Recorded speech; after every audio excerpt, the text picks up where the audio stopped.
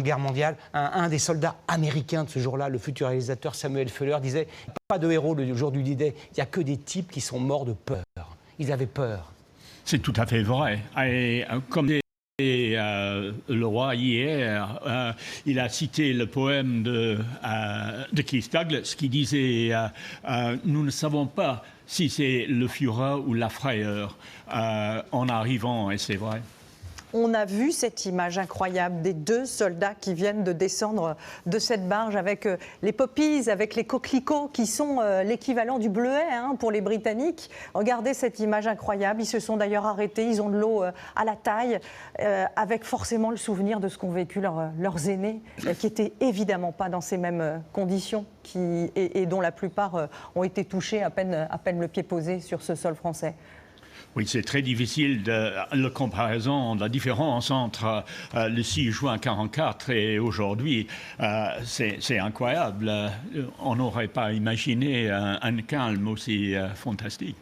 Olivier Viévorka, vous aussi éminente historien, vous avez écrit notamment une histoire du débarquement, une histoire totale de la Seconde.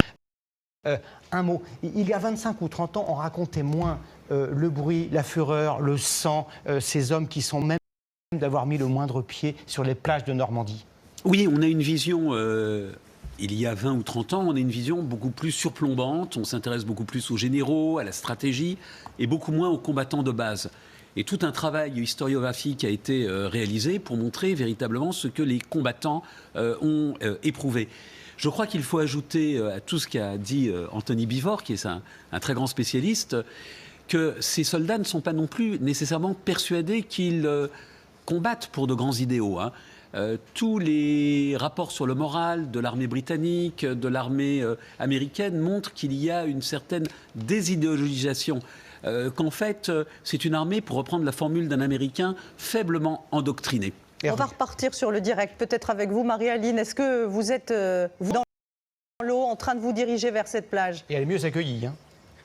Oui, alors vous voyez, le débarquement ne prend que quelques secondes. Il est très facile de se déplacer dans l'eau parce qu'évidemment, il n'y a pas les tirs ennemis. La mer est beaucoup moins agitée. C'est une chance aujourd'hui qu'il fasse aussi beau. Et vous voyez, je ne sais pas si vous entendez le son de la cornemuse pour accueillir les membres du 47e Royal Marine Commando. Et je suis avec un marine.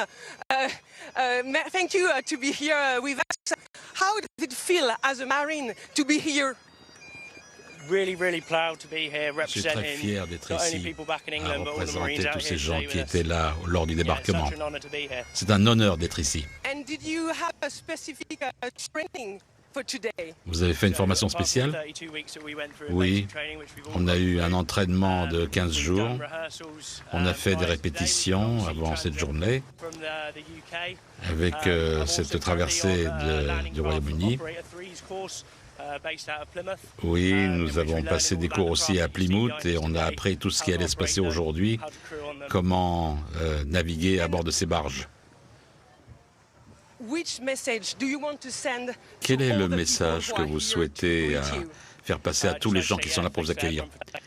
Eh bien, merci beaucoup, c'est très important que chacun se souvienne ce qui s'est passé il y a 80 ans, les sacrifices que les gens ont fait à l'époque pour nous permettre de faire ce que nous faisons aujourd'hui. C'est très important de se souvenir de cela. Et c'est vraiment encore une fois un honneur d'être ici avec vous.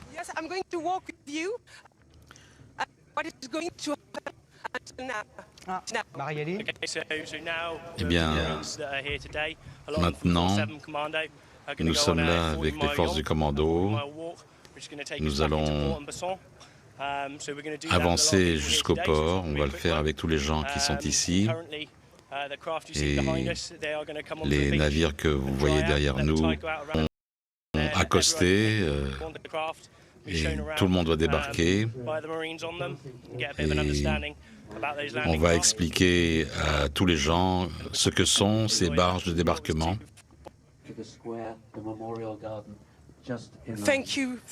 Merci beaucoup. On va laisser évidemment le marine Hammond rejoindre ses frères d'armes du 47e Commando qui, deux par deux, sont en train de la foule qui les prend Merci Marie-Aline. Liaison difficile. Ce qui est extraordinaire 80 ans après, c'est que tout a changé, rien n'a changé. Le lieu est le même. La météo est beaucoup plus clémente aujourd'hui qu'elle ne l'était le 6 juin 1944. Et l'ambiance, évidemment, face à ces Marines, il n'y avait pas évidemment cette foule enthousiaste. Il y avait la 7e division allemande qui était composée de vétérans pour la plupart, pas forcément très bien équipés, mais qui a tiré sur ces soldats. Il y a eu beaucoup de pertes. Il y avait, je crois, vous me corrigerez, 23 000 soldats britanniques ce jour-là, à peu près 23 000. C'est un immense corps expéditionnaire. Oui, c'est un immense corps expéditionnaire, mais ce qu'il faut rappeler peut-être, c'est que, bien entendu, vous avez à peu près 156 000 soldats qui débarquent, qui ont été parachutés ou qui ont été aérotransportés, mais que le niveau des pertes est relativement limité.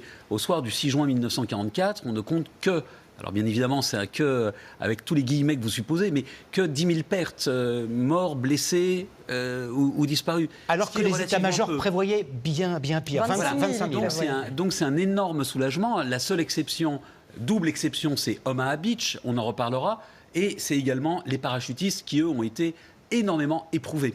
Alors, la comparaison est cruelle entre cette météo et la météo du 6 juin 1944, mais aussi entre cette plage si dégagée aujourd'hui et ce qu'elle était à l'époque. Est-ce que vous pouvez nous expliquer ce qu'était ce fameux mur de l'Atlantique qui attendait les soldats? Il y avait des barbelés, il y avait des pieux, il y avait... Alors, le mur de l'Atlantique est une sorte de nouvelle muraille de Chine qui court du cap Kirkenes en Norvège jusqu'à Hendaye.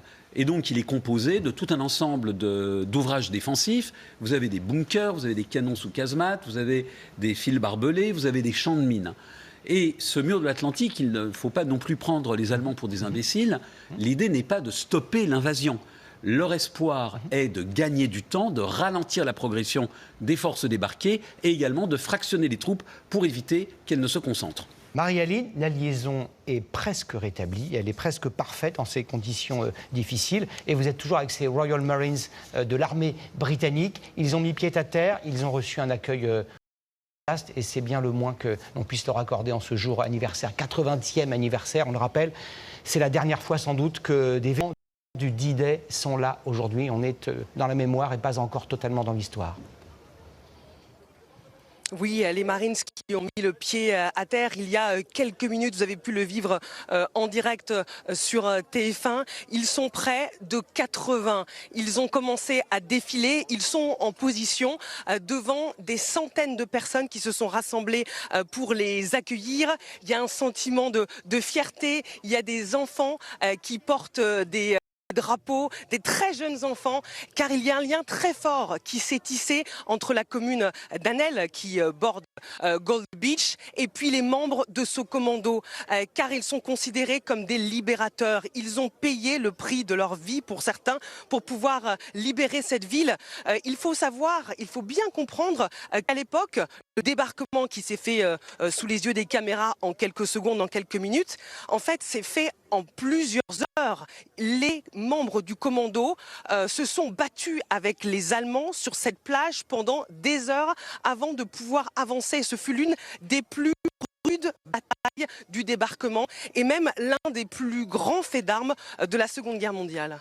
Merci beaucoup Marie-Aline. On va retrouver maintenant Marie-Sophie Lacaro. Vous êtes dans une commune qui, elle aussi, est entrée dans l'histoire. Sainte-Mère-Église, avec Thierry Coiffier, vous êtes aux côtés de ce qu'on appelle les reconstituteurs, ces passionnés qui font vivre la mémoire et le matériel aussi de ces soldats qui ont débarqué à l'époque. Effectivement, bonjour à tous. Nous sommes ici à Sainte-Mère, l'un des premiers villages libérés il y a 80 ans, à 4h30 précisément, le 6 juin 1944. Sainte-Mère, ce village symbole avec ce parachutiste, John Steele, de son vrai nom, qui s'est retrouvé accroché au clocher de l'église avec les Allemands qui étaient ici en bas sur la place. C'est l'histoire du film Le jour le plus long, avec toujours ce mannequin suspendu dans le vide pour le rappeler. Alors ici, c'est une journée de commémoration populaire qui est prévue.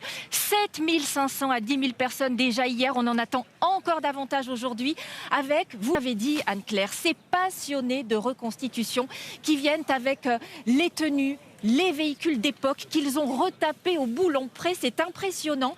On est clairement replonger dans l'histoire il y a 80 ans plus tôt. Et c'est important en ce jour de mémoire. On va vous faire vivre tout cela avec des témoignages d'habitants qui ont vécu ce jour J et aussi avec Thierry Coiffier qui lui n'est pas très loin sur le camp Géronimo. Oui Marie-Sophie, ce camp Géronimo avec ses 205 de reconstitution qui tentent donc de faire revivre le quotidien de ces soldats, nous font découvrir aussi les armements, les véhicules aussi. Pourquoi font-ils ça quand on les interroge? Le devoir de mémoire, nous disent-ils, envers les jeunes générations. De l'un d'eux, François, bonjour. Passionné de char, c'est parti, on y va, qui nous fait l'honneur de démarrer son char. François, c'est quel type de char dans lequel on est? Alors c'est un char Sherman qui a participé à la bataille de Normandie. Sherman M4, c'est bien ça. Il était très répandu pendant cette bataille de Normandie, très utilisé par l'armée américaine, c'est ça? Ah oui, c'est le char emblématique de la bataille de Normandie, oui. À quelle vitesse il pouvait rouler maximale sur le champ de bataille? 35-40 km/h maximum. Là, on est à 3-4 km/h à peu près. Hein. Combien d'hommes à bord? 5 membres d'équipage. Combien ça pesait un char comme ça? Pour le mettre en mouvement, on imagine qu'il faut déjà beaucoup d'essence. Combien ça pèse? En heure de marche, 30 tonnes.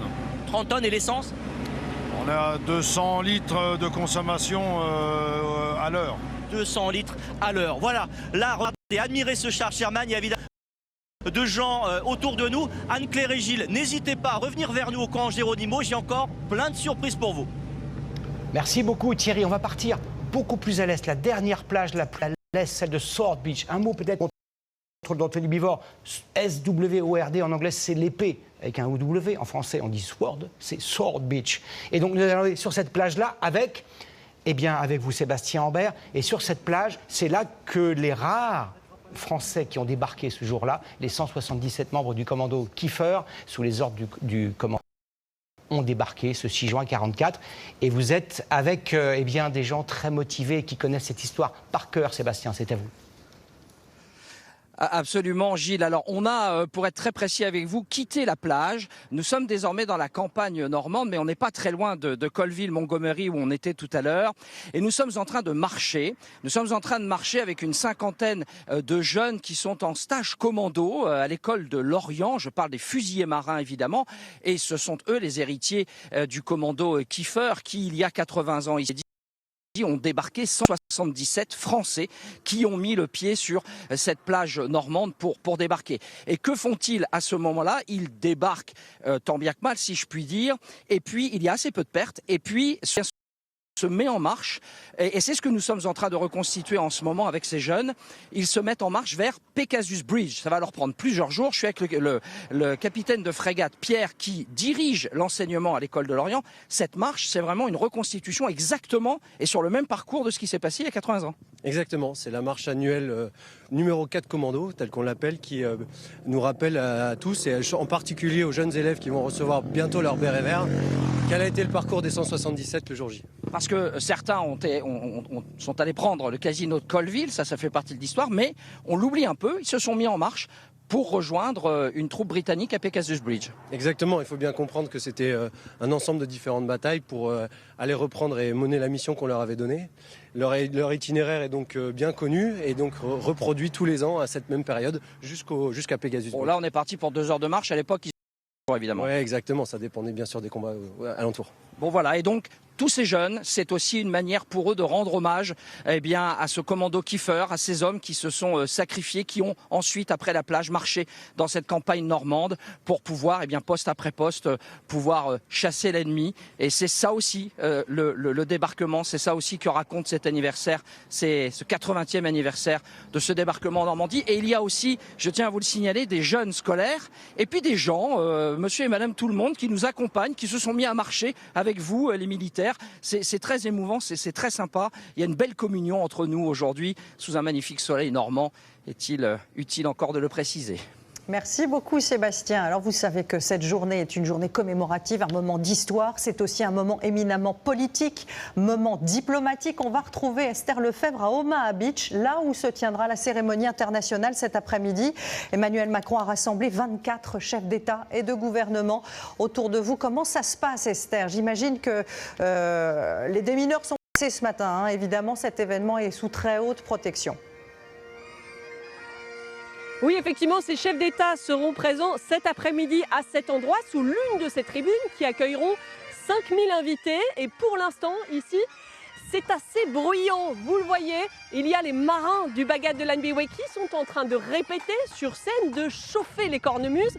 Alors, maître principal, Eric, dites-nous, qu'est-ce qu'ils vont jouer tout à l'heure sur cette scène? Alors tout à l'heure, ce sera Armored Event qui sera joué. Donc c'est une ballade irlandaise à l'origine qui s'appelle The Water is Wide.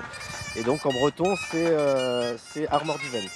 Il y a une émotion particulière pour vous qui êtes habitué à ce genre de cérémonie, mais quand même. Alors c'est assez particulier quand même parce que c'est un anniversaire, les 80 ans du débarquement.